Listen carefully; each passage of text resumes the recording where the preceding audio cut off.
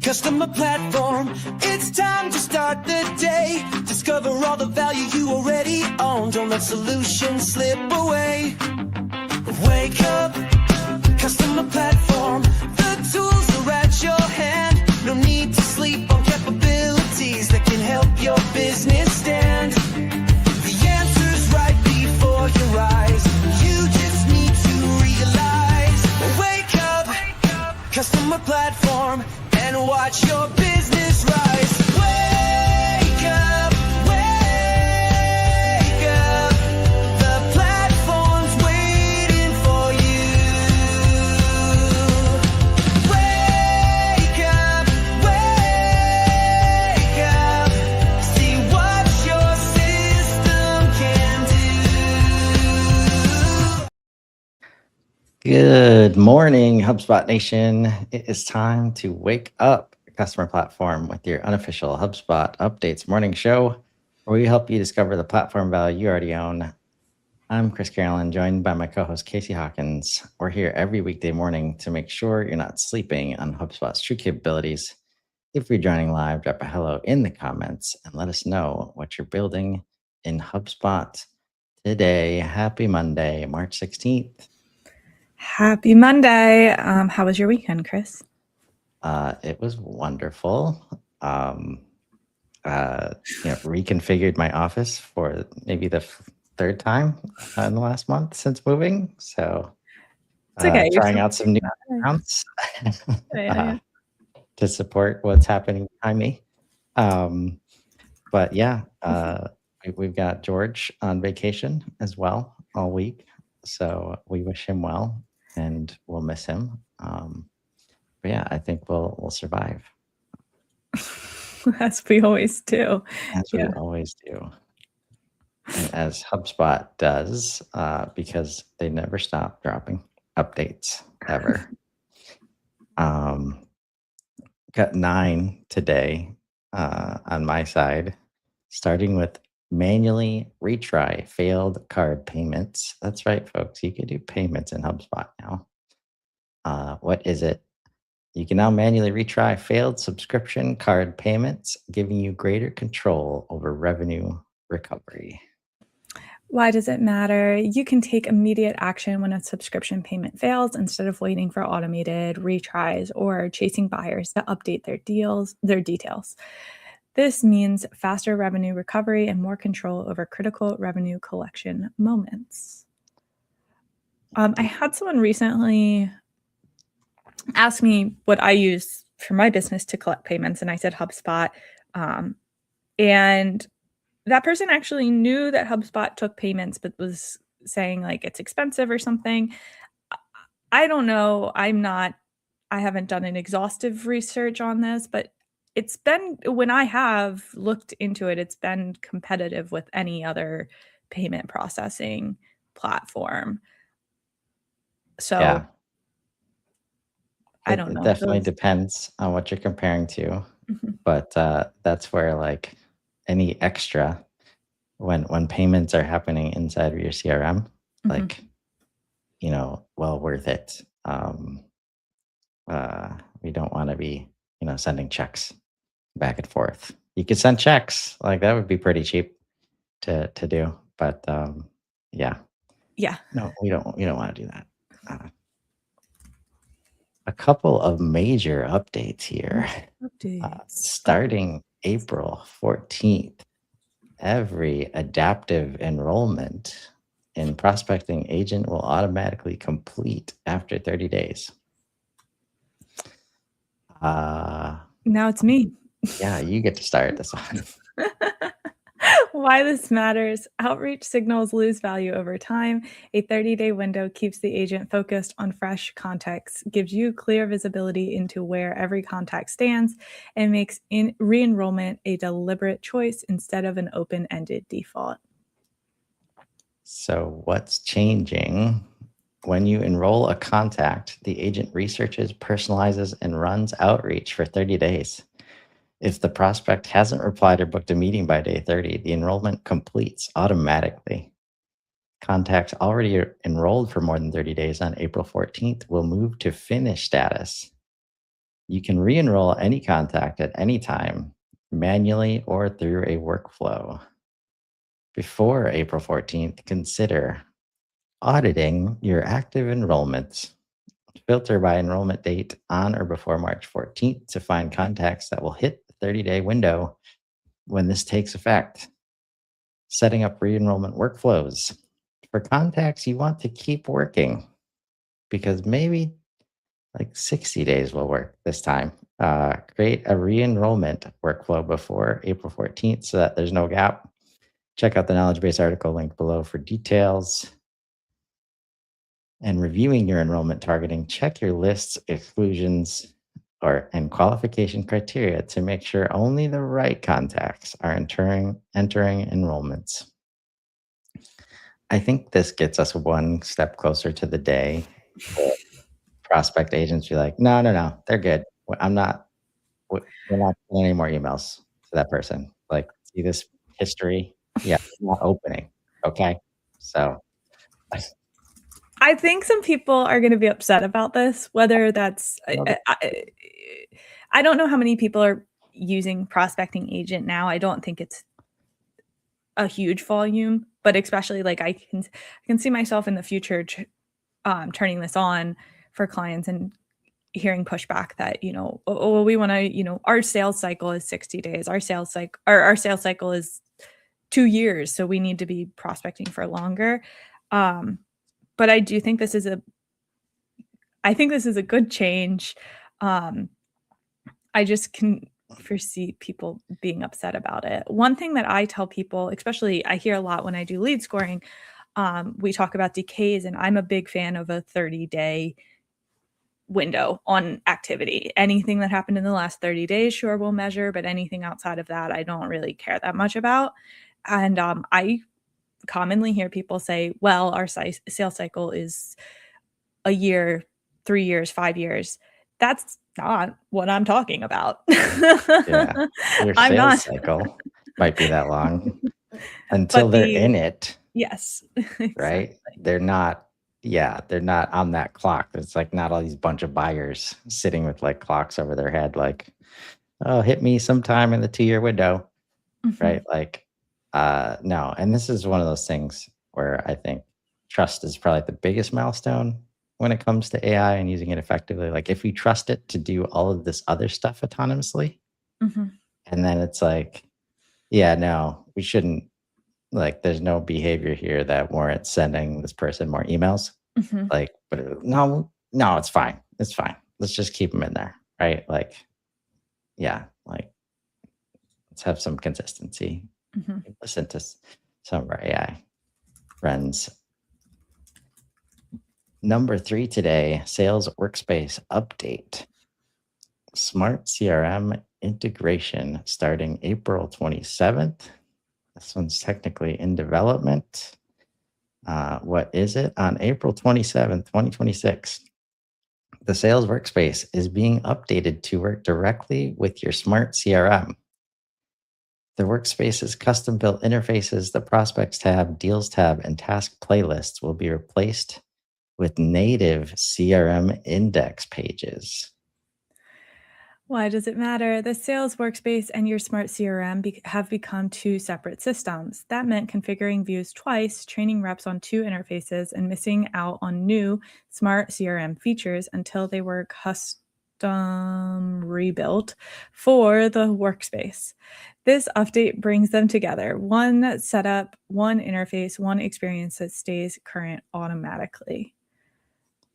Can you bring it? I'm screenshot up. I can. Disco meeting with Judy. And disco meeting with Damien. Lots of discos. Guess what? Like, this is how you know I'm not in sales. Discovery. Not the first word I thought of when I read the word disco. Not until you said that did I realize that was they put like Easter eggs in a lot of these. So I just was like, yeah, they Yeah, were just having fun with Judy and Damon. Nope, just doing a discovery call. It's false alarm. I think the screenshot under task queues is the one that's resonating with me the most. I'm sorry to make you. I'm trying to figure. Oh, good. So this is the sales workspace, but they just put the CRM view like Yes. this is I think what the update is referring to most. Well, that plus like this, Yeah. right? They've been building it in up here, Mhm. right? Like, but now, yeah, this is what I've been talking about for a long time. When you see updates in various workspaces and via the index page, like they're trying to make one surface for that particular user. Mhm. Some might call it unified customer view or something like that. But like CRM index, as they've been building that out, it's like, okay, this is the surface for admins. Mhm. But it was very hard. Like it was getting so good, it was very hard to say like, okay, if you do this, this, and this, you should go over to one of the workspaces. But then you don't have like calendar views and cool stuff that's happening in CRM index. So bringing these together is going to help a ton of people out. Just note, HubSpot saying, sorry, not sorry, admins. All accounts on the current workspace are automatically switched to the updated experience on April 27th. Has the date of Spring Spotlight been announced yet? No, I think it's very possible this might coincide with that. I mean, the one we just talked about was April 14th. This is April 27th, but yeah, I am kind of like, that's Yeah. around Spring Spotlight time typically. We'll just do a quick check here.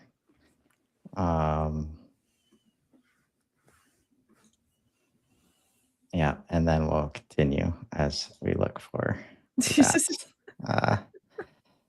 Yeah, it's Spring Spotlight season. And if you go to the Spotlight site, it's still got 2025 up sometime in April. Sometime in the next 6 weeks, Spring Spotlight will happen. Last year, they started doing in-person event as well. So I'm sure it's already on the calendar somewhere. If you know when it is, feel free to drop it in the chat. Number 4, you can now exclude imported URLs from customer agent knowledge resyncs. What is it? You can now exclude specific imported sub URLs from being recrawled and refreshed during periodic sync cycles. Excluded URLs are moved to a dedicated excluded tab and are no longer used as knowledge sources in customer agent conversations. Why does it matter? When you use domain crawling to import URLs as knowledge sources, subpages are automatically recrawled on a recurring schedule. This caused problems in case of outdated, irrelevant, or problematic subpages that you didn't want the agent to use, but couldn't prevent without deleting the entire domain. You now have granular control over which sub-URLs contribute to the agent's knowledge. And we like that granular control. Keeps getting better. Number 5, notifications that take you to the right record.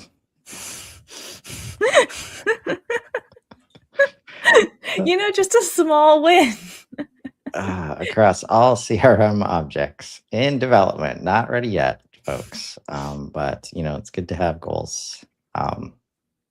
What is it?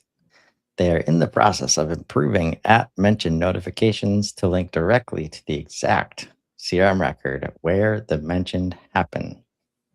We're also expanding notification to support 2 additional CRM object types, including appointments, cards, contracts, courses, listings, marketing events, orders, services, and subscriptions, which now support at mentions, follows, and assigned notifications. Why does it matter? When someone at mentions you, you expect the notification to take you straight to that conversation. Previously, notifications could route you to a different associated record, creating confusion and adding extra clicks. Now, notifications take you directly to the record where the mention occurred, whether it's a deal, ticket, appointment, course, service, or any other CRM object.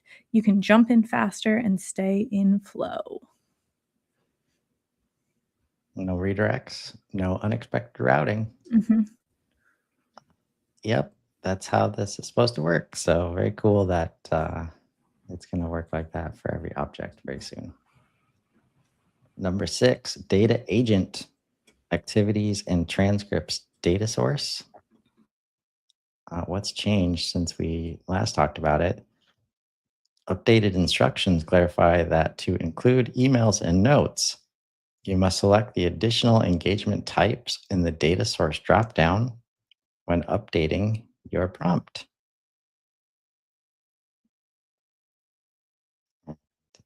What is it?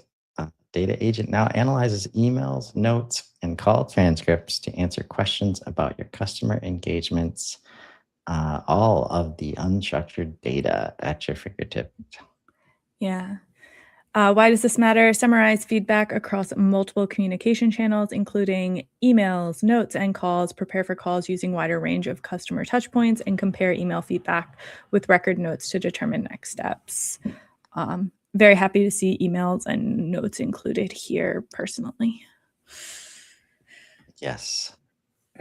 Existing prompts using the transcripts data source will continue to work without any changes. To include emails and notes, update your prompt and select the additional engagement types in the data source dropdown. Available at starter and above. Just get your data into HubSpot, folks. We'll do some work for you. Number 7, edit non-balance changing properties on one-time invoices after payment. What is it? You can now edit invoice details on partially paid or paid one-time invoices as long as the change doesn't affect the amount due. This makes it easy to fix common fields like PO numbers, notes, and recipient emails without recreating invoices. Why does it matter? Without this ability, a small typo on an invoice that's already paid or partially paid forces teams into workarounds, recreating invoices, duplicating records, or breaking reports. This update helps you keep accounts receivable, AR records accurate, even after payments start, reduce duplicate invoices and reporting drift in HubSpot, and confidently support real-world AR workflows without choosing between correctness and operational overhead. Oh man, that last bullet. Without choosing between correctness and operational overhead. I mean, I've had this happen to me before where I send out an invoice, it gets paid, and then I'm like doing record keeping afterwards, and I realize something small that is really insignificant in the grand scheme of things. And then, yeah, I basically am like, whatever, I can't edit this, so I'm just gonna ignore that small thing. It got paid, so who cares? But I'm a single person in a business versus a larger team where correctness probably matters more. Well, what happens in reality is like you accept the fact that it's not 100% accurate. You download it as a PDF. You open up your PDF editing software, and then edits are happening outside of the CRM. And then, yeah, we all know what happens after that. So, yeah, correctness turns out important inside of the CRM. So glad that they are making space for that. And as sarcastic as I just sounded, on the other side of that, like maybe your process doesn't have to be edit everything all the time anywhere. Anyways, number 8, new formula options in the CRB And that's some internal lingo for custom report builder. Uh, Conditional logic and summary measure. What is it in the CRB or custom report builder when you create formulas in addition to the existing way of writing formulas, which results in a syntax? You also have two other more basic ways to create a formula now. Number one, conditional logic. This is great for if else cases, providing a guided interface to creating formulas. Or number two, summary measure. You can create an aggregation on a measure simply through the guided interface. Why does it matter if there's trouble creating a formula using the syntax or AI approach? You can use this more basic and guided approach for creating some of the formulas you need in reporting. That was a fine sentence for me to read. I was fine. So this isn't necessarily new formula options, but this is a new way to create formulas that might work better for certain people's brains. Yeah, new options for creating formulas. Mhm. Yeah, to get you to conditional logic and summary measure. Very cool, making it easier. Number 9, meetings in workflows. This has been a big deal for many. What is it? Meetings, properties, and automations are now available in workflows to help save time and automate tedious work. Why does it matter? Workflow automations can be created based on meetings booked and meeting properties to save reps time and help progress deals forward. This has been a gap I've seen with a few clients who have just wanted, actions to be taken after a meeting. Crazy. Indeed. Yeah, apparently that's a thing you're supposed to do. So we're definitely joining that beta.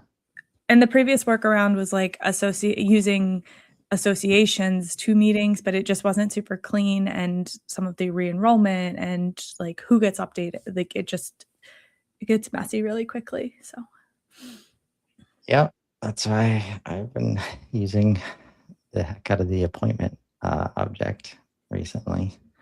It's going to be interesting to see how they continue to get better with this object as well. Also very confusing for AI when you're talking about appointments versus meetings. Are we doing lead scoring Monday later today? I love when we publicly make choices like this. Hey, I think we are. But I think we are. yeah, that's just teeing you up. Be like, of course we are, Chris. We're definitely talking about this in 4 hours. We're always doing that. We never skip because we get overwhelmed or anything. Yeah, I mean, we're going back to building this week, or we should go back to building this week. We started with the company fit score. I think I'd like to start taking a look at some more of those intent fields. I feel like we just kind of touched on those at the end, but I honestly feel like we could probably do a whole session on some of those intent fields and finishing building out how that looks. Something I've internally struggled with is whether those specifically company intent fields, which include things like, have they gotten recent funding? Is there new leadership hired? Things like that. Like, should that be engagement or should that be fit? And I have internally struggled on this. Ooh, I'm excited to talk about that then. I definitely have some thoughts. And we have data to dig into. So we're going to do that.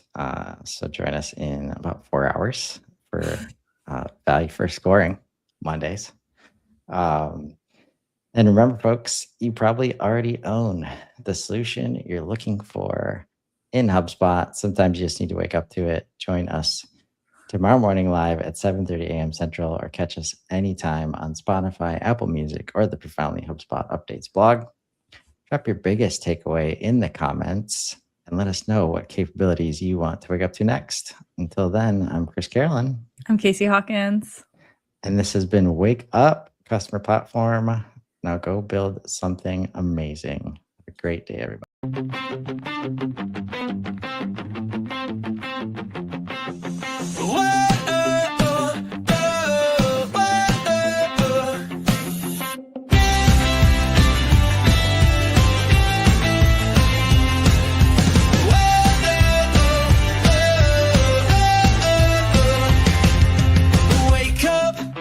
Customer platform, it's time to start the day. Discover all the value you already own. Don't let solutions slip away.